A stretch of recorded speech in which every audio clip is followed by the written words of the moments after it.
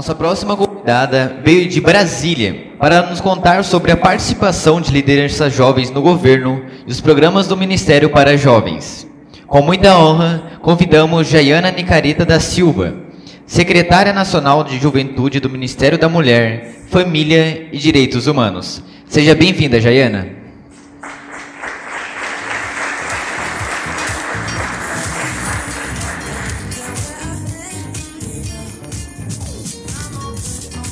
Boa tarde a todos. Eu quero agradecer ao pessoal da JCI, a JCI que agora passou a fazer parte do Conselho Nacional da Juventude. Estamos nessa parceria, tentando fazer um conselho melhor.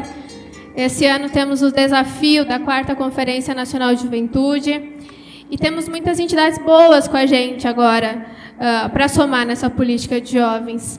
JCI, eu vi que tem pessoas da Brasil Júnior, Renan, que é presidente, eu não sei se é esse o nome que dá, mas ele representa a Brasil Júnior Nacional, o pessoal dos escoteiros. Tem muita entidade bacana representando a gente. E quando ele me fez o convite, ele falou que queria que eu falasse um pouco de liderança. Eu fui vereadora com 18 anos, eu sou catarinense, não sou de Brasília, estou lá há um ano. Sou catarinense, fui vereadora aos 18 anos e me formei em engenharia de petróleo. Nada a ver com a área que eu estou atuando, mas falam tanto em curso superior, a gente tinha que escolher um. Na época, a Petrobras estava em alta, estava assistindo o Globo Repórter, aquele último jornal, que era um dos melhores ali da Globo, que falava das profissões. E aí eu vi na televisão engenharia de petróleo, falei, eu vou fazer isso aí, que deve ser legal, eu queria fazer uma engenharia. E aí, quando eu saí do curso, faz um ano e meio, mais ou menos, a Petrobras estava em baixa, rompeu todos os contratos com as terceirizadas. O dólar, quando eu entrei no curso, estava $100 o barril, quando eu saí estava $47, foi para metade, ou seja, estava tudo ruim, né?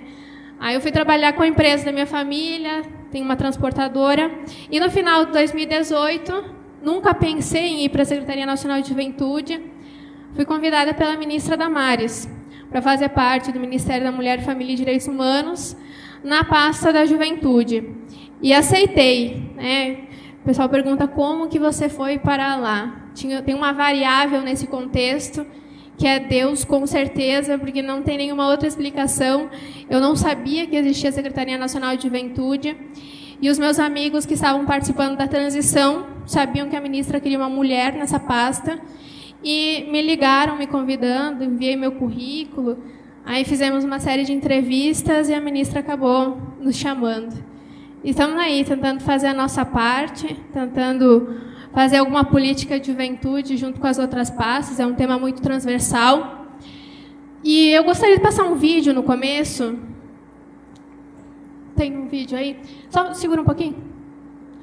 Porque esses dias eu fui num evento do CREA Júnior e me perguntaram em quem que eu me inspirava, quem que era a minha inspiração. E aí eu parei para pensar nisso. E a gente é resultado das pessoas que a gente vai copiando ao longo da nossa vida. Espero que a gente copie pessoas boas. E é isso, a gente não precisa inventar a roda, a gente é resultado das pessoas que a gente vai conhecendo e tendo como inspiração. E esse cara aí é um dos caras que com certeza é inspiração. Ele inspira muitos empresários, muitos empreendedores, mas ele me inspira principalmente como ser humano. Que eu acho que é para isso que a gente nasce, essa nossa função no mundo é ser bons seres humanos. E o resto a gente vai complementando. Então, eu vou passar um vídeo dele, porque ao longo da palestra, como tudo é uma inspiração, eu vou falar o nome de várias pessoas, que são pessoas que me passaram conhecimentos que eu tenho hoje, pessoas que me ensinaram muita coisa, e o meu papel aqui é repassar essas informações. Não estou criando nada extraordinário, estou repassando informações que eu tive, coisas que eu acho importante. Jogava-se muita coisa no lixo, né? Ia no lixão, juntava as coisas recicladas e a gente vendia para um depósito maior. Já tinha um negócio. Ah, mas eu ganhava muito dinheiro. Punha dinheiro na latinha e enterrava o dinheiro. Quando eu tinha 9 anos. Um belo dia, cheguei da escola, para minha surpresa, tinham vendido o terreno. Já tinham máquinas, limparam o terreno e junto com a limpeza foi meu dinheiro. Eu quebrei pela primeira vez. Aí veio uma ideia. Nós fizemos um campo de futebol oficial, compramos a trave, mandamos a costureira fazer 2 jogos de camisa e a gente cobrava para jogar. E eu não tive problema. Eu fiquei com o dinheiro. Quem teve problema foi meu pai. Para salvar meu pai, eu quebrei de novo. Arrumei um emprego de office boy. Eu saía de casa cantando e voltava cantando. Aí eu falei pro Geraldo, para de irmão de ir lá no preceito de ajudar lá, fica 48 horas dentro da sua firma. Se daqui 10 anos, 20 anos, você não puder comprar o preceito, pelo menos sócia pode ser. Eu peguei, comprei uma Kombi e dei pro meu irmão trabalhar. E um belo dia de manhã, nós já tínhamos 5 caminhões. Os caminhões foram sair de manhã e bateram todos. Nós quebramos de novo. O que vamos fazer agora? Então vamos apresentar. Então... Ele tem uma determinação e quando ele quer, nada tira ele do foco. Fiz parceria com estrangeiros, vocês resolveram ir embora, nós ficamos na mão, errei na estratégia, quebrei pela 4ª vez, só que dessa vez a conta era maior, eu devia 16 milhões de reais. Os negócios cresceram, prosperaram. Eu vi o Geraldinho muito pobre, muito rico, perder tudo, voltar a ficar rico, etc, etc. E a coisa mais interessante, ele não muda.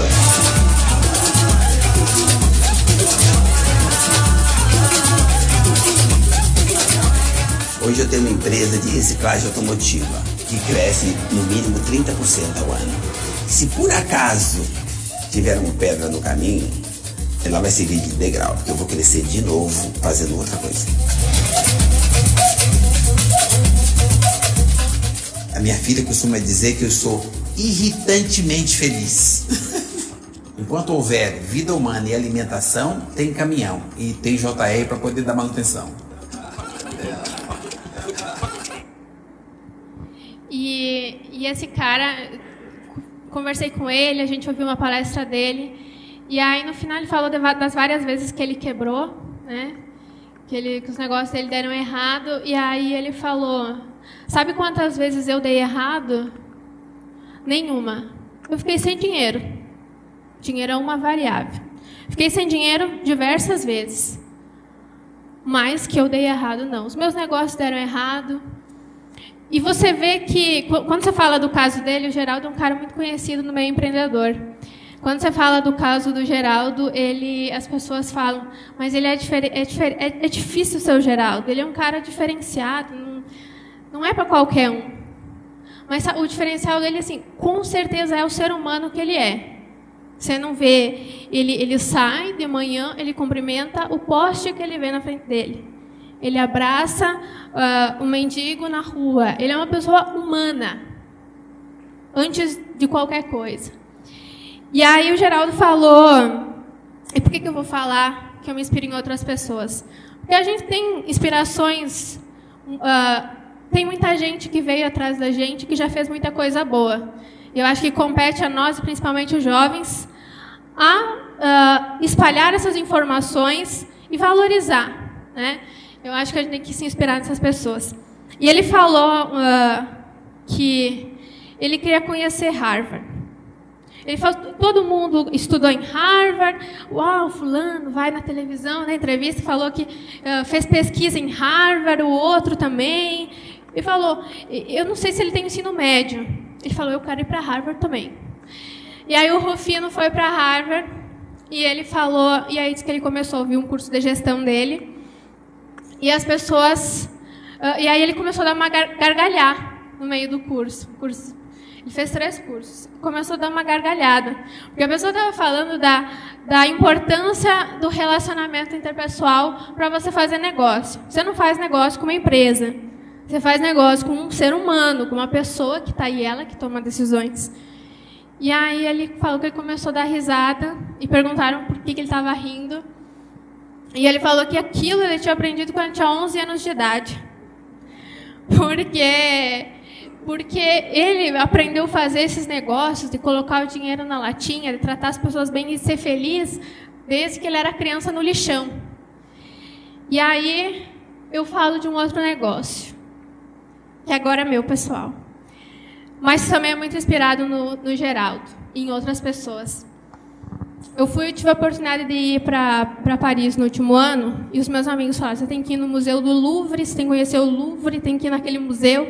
E assim, eu sou do interior, de uma cidade de 3 mil habitantes, que, né, não é tão admiradora assim, culto das artes, das grandes obras. E aí tem que ir no Louvre. Chega lá, tem uma fila, você faz 1h30, 2 horas naquela fila. Aí você entra, é um tumulto. Aí tinha um monte de gente ao redor de um quadro, babando, assim. Eu pensei, o que tem nesse quadro? Tem um X-Bacon ali, o que tem que está todo mundo ao redor? Aí você vai lá ver a Mona Lisa. Desculpa, mas que bosta. Aí, é um quadro desse tamanho. A gente viaja ao outro lado do mundo para conhecer uma obra de arte. E a gente tem que aprender a admirar um outro. Cada pessoa tem uma digital, uma íris única. Deus fez cada um do seu modo. E Deus não errou. Então, se a gente só olha para o lado, não precisa atravessar o oceano para conhecer a Mona Lisa, para ver uma grande obra de arte. Que a gente olha para o nosso lado. E por que eu falei disso? Por que eu falei do Geraldo?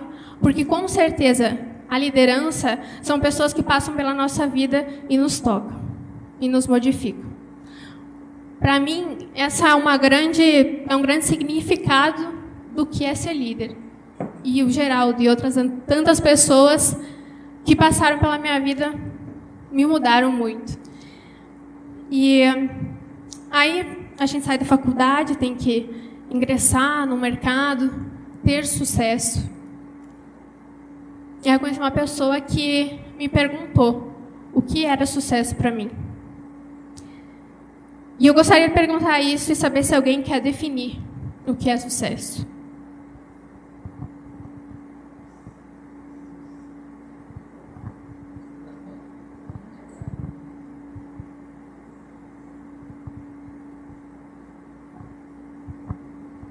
Bom, o sucesso ele é individual.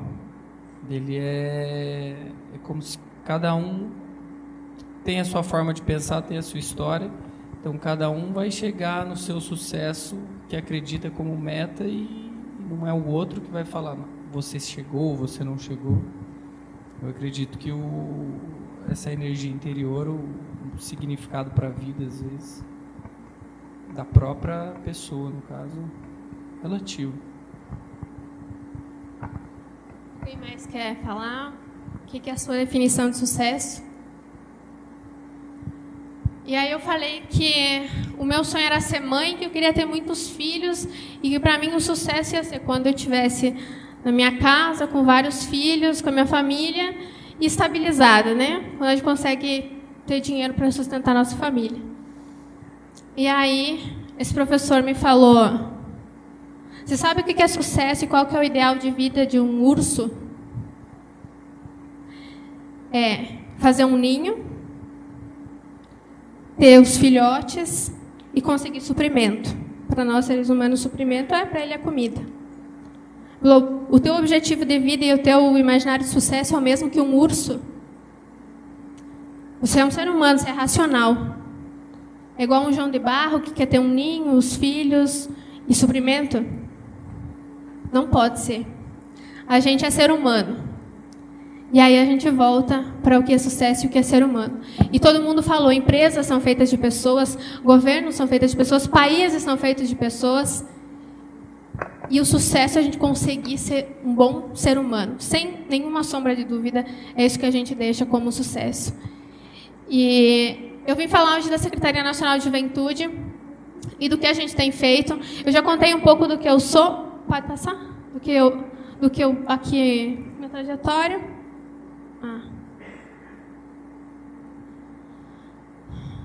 Aí é quando... Essa última foto aqui tem laser? Aqui é quando fui vereadora.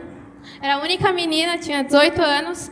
com outros 8 vereadores homens bem mais velhos do que eu, mas não tenho queixa, não tenho nenhuma, nunca fui desrespeitada, nunca passei assim, sempre tive um bom relacionamento. E aqui é sobre protagonismo juvenil. Eu tenho grandes pessoas dentro da política também que eu me inspiro, que são bem mais velhas, que já estão algumas ao final da carreira delas, mas que a gente, como jovem, nosso papel é mais de ouvir do que de falar. A gente tem que ouvir e aprender com quem já passou pelas pedras que a gente passou. E aí, quando eu falei que eu queria ser candidata com 16 anos, eu fui pedir dicas para um cara, vocês devem conhecer, o Espiridião Amin, ele é senador em Santa Catarina, foi candidato até à presidência, enfim, tem uma história aí. E aí ele eu tinha vergonha de falar que eu queria ser candidata, porque sempre que eu falava, as pessoas riam. Eu tinha 16 anos, você não tem nem idade para ser candidato, mas se você for, beleza. É mais uma disputando.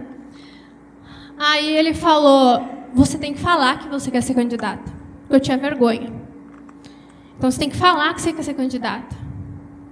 E aí com 16 anos, subi num evento lá, eu pedi um microfone, 16 anos, eu falei, e eu pretendo ser candidata, eu sou pré-candidata a vereadora. E aí virou uma piada. Aí chegou, passou 2 anos, ano da eleição foi 2012, e eu realmente registrei minha candidatura, cheguei na convenção, cheguei sozinha, meu pai já tinha sido político, mas não se envolvia mais, e eu cheguei sozinha e queria escolher um número, e as pessoas falaram, cadê teu pai? Por que ele não veio junto? Eu falei, não, porque a candidata sou eu. Não, mas como é que... Não, vamos conversar com o teu pai. Melhor que nem não precisa conversar com o meu pai. Eu tenho 17 anos, mas até a eleição eu já vou ter 18. Então, fazia 18 em setembro, a eleição era em outubro. E aí eu escolhi o número que todo mundo queria. Escolhi o número, fui para a eleição. E aí o desafio de lidar com pessoas. E a gente, quando está do lado de fora, tende a subestimar, conquistar as pessoas. Né? Fazer 10 votos é muito fácil. Fazer 100 votos é muito fácil. Aí quando você tem que sair ali na rua, parar um estranho e convencer ele a ir lá e votar em ti, é outra história. E aí a gente fui para a campanha. Sou de uma cidade pequena, então a gente ia de casa em casa, pedir voto, tomava chimarrão com todas as famílias, ia pedindo votos de casa em casa, pessoa em pessoa, e assim foi, 3 meses. E eu consegui me eleger, fui a 4ª mais votada no município. E aí depois vem as frustrações da política, né? Mas, vamos lá. Frustrações porque quando a gente está do lado de fora, a gente quer entrar e mudar o mundo. E eu, como jovem, adolescente, cheia de vontade de mudar o mundo, entra e aí chegam as primeiras frustrações, né? Primeiro que não é só você está numa casa democrática cheia de pessoas que discordam de ti. Eu era oposição, então nada do que eu quisesse implementar iria ser implementado, porque eu era oposição. E aí a gente vai crescendo e amadurecendo. E agora eu vou falar da pauta que eu vim falar, que é o panorama da juventude brasileira e da pauta que a Secretaria Nacional de Juventude tem tratado hoje, que é... nós somos 50 milhões de jovens do Brasil, é o bônus demográfico que o país está vivendo. Nunca mais o Brasil terá tantos jovens e nunca teve tantos jovens na sua história. Seria uma oportunidade ímpar para o Brasil aproveitar o seu potencial de desenvolvimento. A juventude é parcela da população que está na sua melhor fase. A gente está na melhor fase física, para você estudar, para você trabalhar, para você tomar boas decisões, e isso não está acontecendo, infelizmente. 23% dos jovens, 11 milhões deles, não estão nem trabalhando, nem estudando. A taxa de desemprego dos jovens é maior do que as dos não jovens. O jovem tem 2,8 vezes mais dificuldade de conseguir um emprego do que um não jovem. Pela falta de experiência, enfim, alguns pela falta de profissionalização, pela falta de capacitação. E aqui um dado sobre as mudanças que vão acontecer. Entre 2020 e 2022, 42% dos conhecimentos vão ser modificados. Ou seja, a gente acha que a mudança no mercado que vai acontecer vai ser só para os que vão vir por aí. E, na verdade, todo mundo que hoje está colocado vai ter que se readaptar, vai ter que se requalificar, vai ter que voltar para a sala de aula e vai ter que voltar a aprender alguma coisa, senão vai ser substituído. E aqui mais alguns dados. Tem gente que faz um panorama mais pessimista disso, né? Que as profissões vão mudar, muita gente vai ficar desempregada. Mas eu gosto daquela ideia que a gente vai ter que passar a ser cada vez mais humano.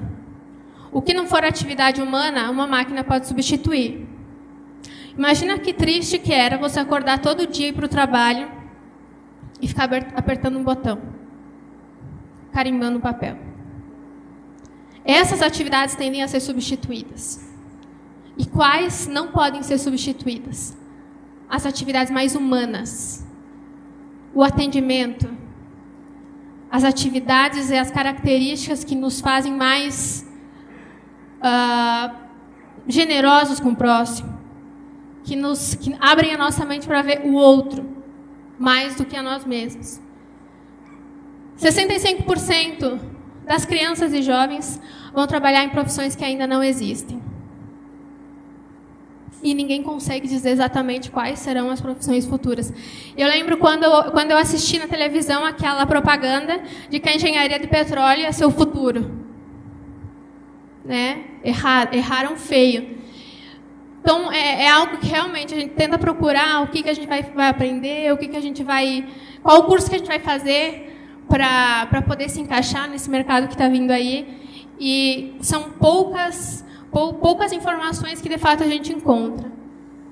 Mas algumas características que o Tainan já citou, que com certeza vão ser mais exigidas. A criatividade, a capacidade de resolver problemas, a capacidade de lidar com o próximo.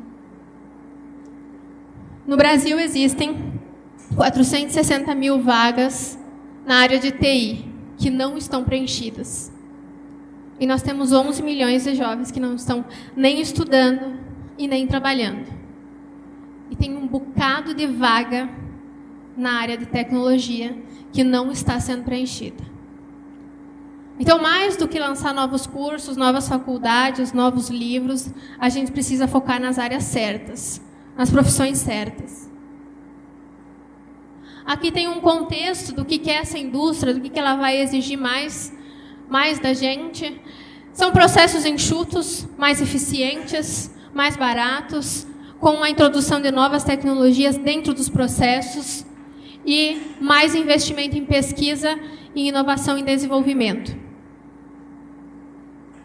Aqui são algumas das profissões que as pessoas apontam assim, sem tanta certeza, né, do vendedor, do cientista de dados, gestor de equipes móveis, operador de máquinas, coordenador de robôs, peritos digitais, previsões. E aqui, para chegar de novo na SNJ.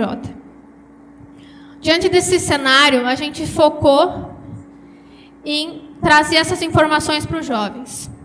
A Secretaria Nacional de Juventude, até então, era uma secretaria que existia para fazer militância político-partidária.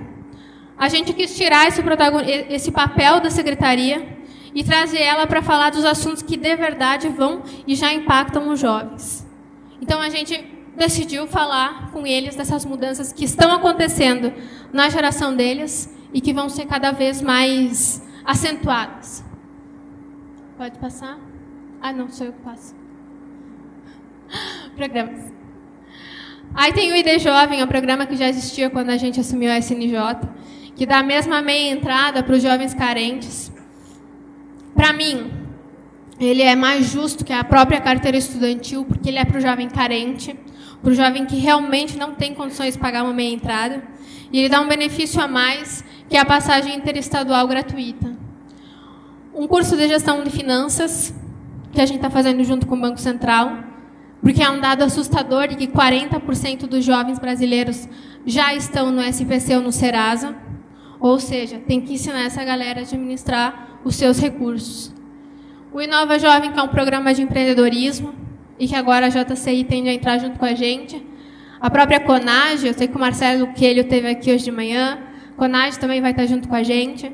É um empreendedorismo voltado para o jovem de periferia, que fala essa linguagem e que ajuda a ver aquela jovem, aquele jovem que faz a unha da amiga em casa, que faz cabelo, maquiagem, para que ele se veja como empreendedor e desenvolva o seu negócio. E aqui o bebê que a gente gerou em 2019, que foi o Espaço 4.0, a gente realmente focou na capacitação para essa indústria 4.0, focou naquilo que há demanda no mercado, naquilo que as indústrias estão pedindo, e a gente modificou um projeto que existia, que se chamava Estação Juventude, e focou no Espaço 4.0. É um laboratório de criatividade, o Senai é nosso parceiro nesse projeto.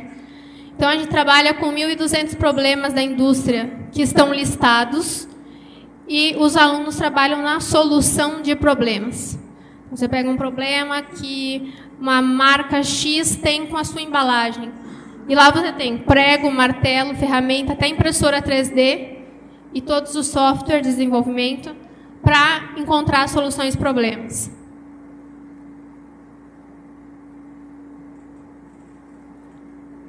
Aqui é o que significa desenvolver novas habilidades. Tornar o aluno um vetor de empoderamento. Se ele consegue resolver um problema de uma grande indústria, acredito que esse aluno vai se sentir muito capaz e muito empoderado. Valorizar sempre a inovação. Quando a gente ainda criar algo novo que ainda não existe, o primeiro vira um deboche. Primeiro ninguém acredita. Mas a gente precisa valorizar a inovação e a criatividade das pessoas. Trazer para a aula o aprendizado na prática. Então, a ideia é que ele venha com a mão na massa. Ele vai ter que pregar, martelar, usar cartolina, papel, impressora 3D e colocar a sua ideia em prática. E responder problemas locais. Além da sua indústria local, da sua comunidade também. E aqui, vou falar de um outro programa da juventude, acredito que o maior que já existiu na história, em questão de incentivo à contratação de jovens, esteja agora na nossa mão, sobre a responsabilidade da nossa geração. Somos nós que temos que fazer a diferença nesse momento. Falei com o conselho, né, Tainá? Falei com o conselho. A gente precisa pegar junto nisso, por quê? Desde que a gente entrou, eu me dediquei muito a conhecer comunidade ribeirinha, comunidade indígena, quilombola, fui para o interior do Amazonas, cidades que você precisa de 10, 15 dias de barco para chegar, porque se é difícil ser um jovem que já está cercado de oportunidades no meio de um centro urbano, você imagina ser um jovem numa comunidade ribeirinha que para você encontrar um hospital precisa de 10 dias de barco, que não tem emprego, que não tem indústria. Não por menos, o índice de suicídios entre as juventudes indígenas é 8 vezes maior. Você não vê perspectivas. Então, a gente foi encontrar esses jovens. E, desde lá, até cidades como São Paulo, que são muito desenvolvidas e têm muitas oportunidades, o que as pessoas sempre pediram? Falta oportunidade, falta emprego, o jovem não está encontrando emprego. Quando acontece uma crise, o jovem é o primeiro a ser mandado embora e ficam as pessoas que têm mais experiência. E a gente não sabia o que podia fazer, porque o governo não cria emprego. O governo não tem fazer um decreto e agora vão contratar 10 milhões de pessoas. Quem gera emprego, quem gera riqueza é o setor privado. Salve o setor privado. Né? Então, a gente ficava meio que mal amarrada, porque o que nós podíamos fazer? E aí vem o Ministério da Economia junto com a gente, E o que a gente pode fazer é dar um incentivo para a contratação de jovens. Tirar impostos para que os empresários contratem mais jovens. E aí veio a carteira verde e amarela. Fica 50% mais barato contratar uma pessoa de 18 a 29 anos para salários que são até R$ 1.600.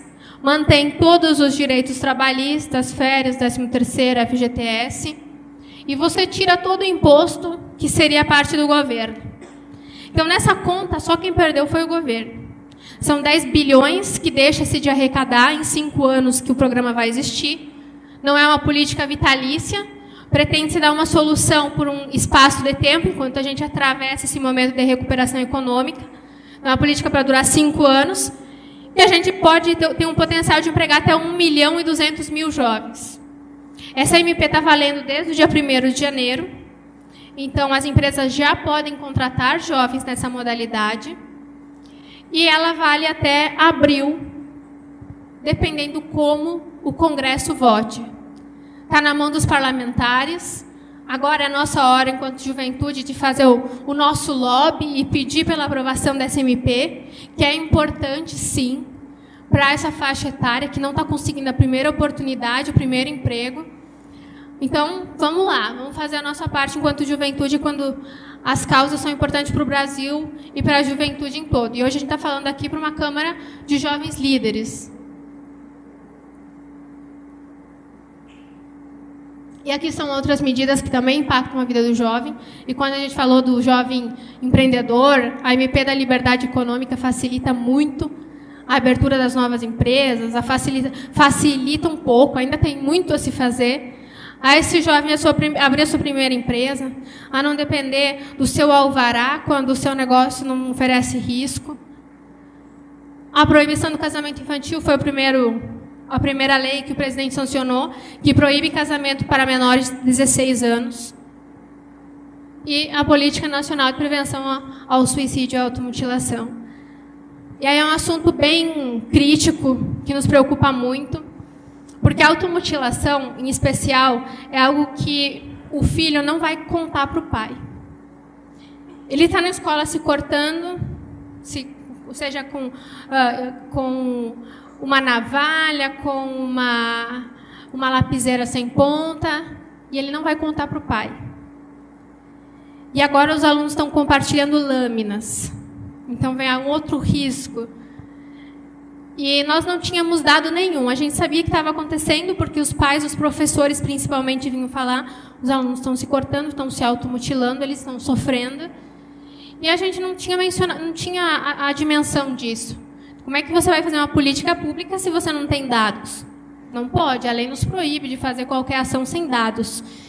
E aí a gente fez o projeto de lei, passou em tempo recorde, porque acho que até essa é uma temática que não divide ninguém, ela une todo mundo.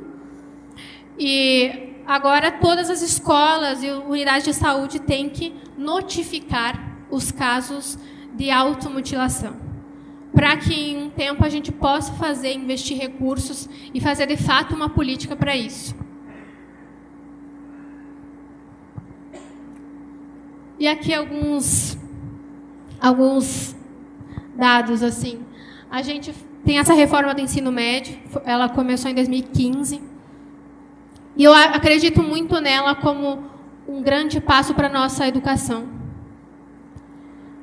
Ela passa a trazer uma outra visão, uma mudança de cultura na nossa educação do ensino médio.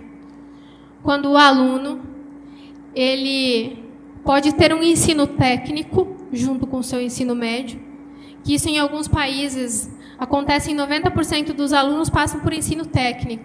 O Brasil é inverso. 5% passa no ensino técnico. É o completamente inverso de alguns países fazem. Então, a gente passa a colocar o ensino técnico no ensino médio, até porque a gente está falando de um ensino público e que muitos desses jovens, quando saem do ensino médio, nem sonham com o ensino superior. Ou já tem que ajudar na renda da família em casa. E eles já estão preparados. Eles já têm uma capacitação mínima para poder ajudar, para poder adquirir a sua primeira experiência. E ele também concentra as horas de estudo naquilo que o jovem mais quer aprender. Ou se você tem mais aptidão para a área de matemática, você escolhe aí um caminho e você foca mais horas do seu estudo naquela área. Se você tem mais aptidão para a área de humanas, você foca os seus estudos e dedica mais tempo horário, mais carga horária para aquelas matérias. Acho que isso tende a ser um passo para ele começar a melhorar os índices do PISA no Brasil. Que a gente só não está pior porque não tem como descer mais. Tem o Futurice, que é uma janela que permite o poder privado investir em pesquisa, investir em inovação, investir em áreas que ele queira que os alunos dediquem pesquisa, façam ideias de inovação, projetos em cima daquelas áreas que o setor privado da região tem mais interesse. Ou seja, a gente começa a aproximar a academia da realidade. Quem já esteve aí em cursos muito práticos sabe o quanto a academia não está dialogando com o setor privado. E é por isso que muitos alunos saem completamente despreparados para a atuação na vida real, né, fora das salas de aula. E aqui são algumas campanhas do Setembro Amarelo, que a gente teve no ano passado, esse ano tende a ter de novo, que é a do Acolha a Vida. A gente fez esse acolher na vida, acho, muito simbólico. E a gente fez uma outra, que é dê um like na vida, hashtag dê um like na vida, para poder dialogar mais com o público jovem. O suicídio no mundo é a segunda maior causa de morte de jovens. No Brasil, reveza entre a terceira e a maior causa de morte de jovens. Perde para número de homicídios e números de acidente de trânsito, ficando em terceiro ou quarto lugar em alguns anos. Então, a gente tem um desafio muito grande quando trata em juventude. E a JCI aqui, que trabalha com jovens líderes e busca fazer o bem, reúne pessoas que querem fazer o bem, e a gente tocar nesses assuntos e ajudar a salvar vidas juntos. Os jovens estão sofrendo, estão desistindo das suas vidas, e eu acho que isso é algo que nos une, que une a todos nós, que não divide ninguém. Buscar, entender o que está acontecendo com essa geração e a gente trabalhar junto para encontrar alternativas. E é isso, a apresentação em si era essa. Eu me coloco à disposição, se vocês tiverem dúvidas, tiverem perguntas também, fico com tempo para perguntas. Obrigada.